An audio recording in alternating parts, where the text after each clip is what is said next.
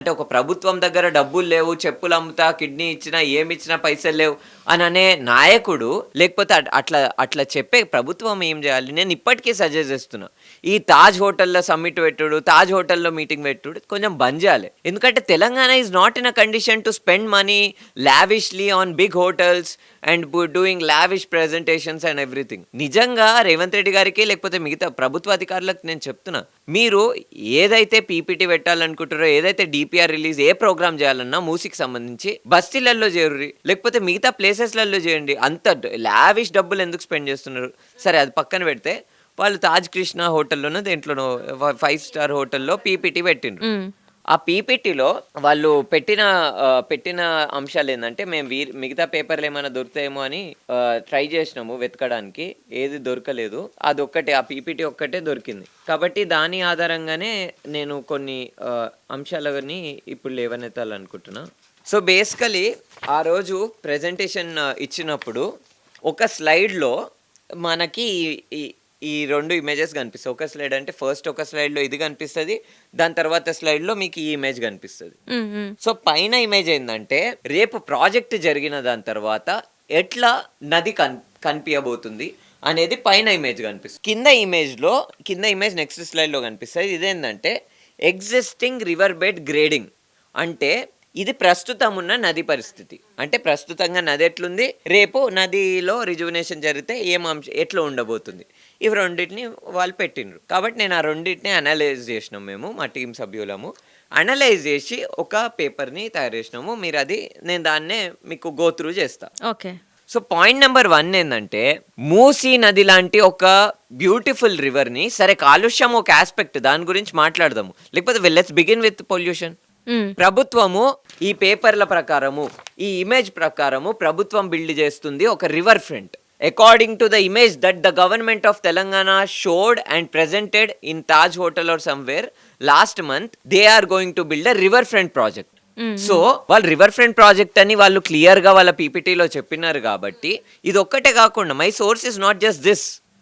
అదే రోజు వాళ్ళు ఇంకొక 5 ప్రాజెక్టులని ప్రెజెంట్ చేసినారు. ఏమని అన్నారంటే, ఈ 5 ప్రాజెక్టులు మాకు ఇన్స్పిరేషన్, మాకు స్ఫూర్తి, అంటే మేము ఈ ప్రాజెక్టుల లెక్క మార్చుదాం అనుకుంటున్నాం మూసీ నదిని. దాంట్లో 5 ప్రాజెక్టులు ఉన్నాయి. జపాన్లో కొరియాలో ఒక నది ఉంది, దుబాయ్లో ఒక నది ఉంది, దుబాయ్ వాటర్ రివర్ ఫ్రంట్, లండన్లో ఉన్న థేమ్స్ నది ఉంది. దాంట్లో సబర్మతి రివర్ ఫ్రంట్ కూడా ఉంది. అందరు చెప్పాలని అనుకుంటున్నా, Sabarmati is a river in Gujarat. అంటే గుజరాత్లో అహ్మదాబాద్లో, అంటే క్యాపిటల్ సిటీలో ఉన్న రివర్ సబర్మతి నది అనేది. ఆ నది మీద 2005లో ఒక ప్రాజెక్ట్ స్టార్ట్ అయింది, 2005లో.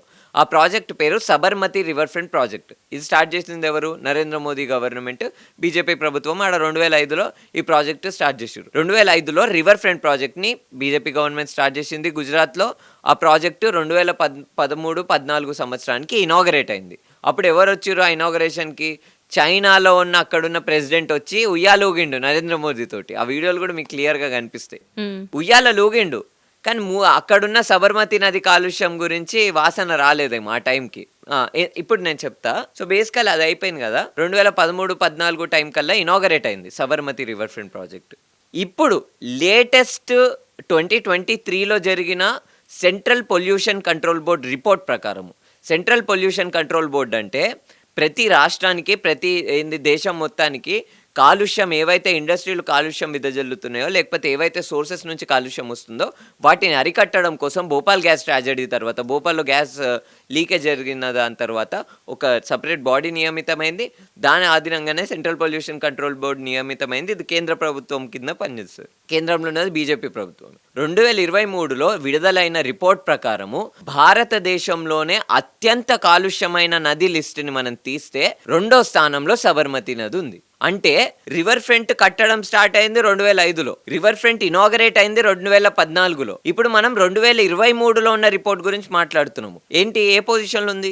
India's second most polluted river. అంటే భారతదేశంలోనే అత్యంత కాలుష్యమైన నది లిస్ట్‌లో సెకండ్ పొజిషన్‌లో ఉంది. మరి ఇట్లాంటి చెత్త మోడల్‌ని అంటే రివర్ ఫ్రంట్ వల్ల నీళ్లు సాఫ్ గావు. అది మనకు సబర్మతిలో కనిపించింది. మిగతా నదులలో కనిపించింది. మరి అట్లాంటి ఒక చెత్త ఫెయిల్యూర్ మోడల్‌ని తెలంగాణకు తీసుకొస్తామని అంటే 5,000 కోట్లు ఖర్చు పెడతామంటే ఎందుకు వ్యతిరేకించం? ఎందుకు ఒక ఆల్టర్‌నేటివ్‌ని డిమాండ్ చేయం? ఎందుకు వాళ్ళకి లెటర్‌లు రాయం? ఎందుకు మేము మా ప్రభుత్వానికి మేమెందుకు నిరసన పెట్టము? మేమెందుకు ఒక ఆల్టర్‌నేటివ్‌ని డిమాండ్ చేయము? హ్మ్. ఒక వేస్ట్ అంటే మేమేమంటున్నామంటే ప్రభుత్వం వాళ్ళు పడుకున్నారో, ఏం చేస్తున్నారో అది తెలవదు గానీ, వాళ్ళకి ఈ బేసిక్ విషయం తెలవట్లేదు. సబర్మతి భారతదేశంలో అత్యంత కాలుష్యమైన నది. దాన్ని మీరు పీపీటీ ఏసి, బంగారం ఫ్రేమింగ్ ఏసి, అది మాకు ఇన్‌స్పిరేషన్ అంటే ఎట్లా నడుస్తది?